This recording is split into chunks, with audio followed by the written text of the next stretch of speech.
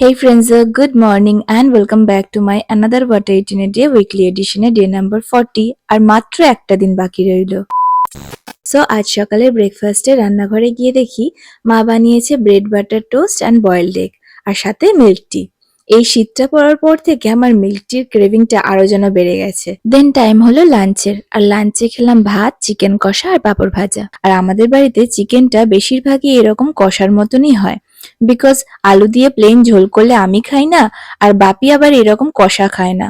তাই জন্য মায়ের হয়ে যায় হ্যাপা। কি করবে, মাকে অগত্যা একটু বেশি খাটতে হয়, আর ইদানিং তো আরো একটু বেশি খাটতে হচ্ছে বিকজ আমি নেল এক্সটেনশন করিয়েছি, আর তাই জন্য মাকে আমার ভাত মেখে দিতে হচ্ছে। তারপর বিকেলে খেলাম একটু মিক্স চিড়ে ভাজা, যেটা ভীষণ একটা হেলদি স্ন্যাক্স, আর এটা খেতেও আমার ভীষণ ভালো লাগে। আর সাথে ছিল মিল্ক টি। আর রাত্রেবেলা দুপুরে সেই চিকেন কষা আর হাঁস রুটি দিয়ে ডিনারটা কমপ্লিট করলাম। That was it for today. See you in my next job. Love you friends.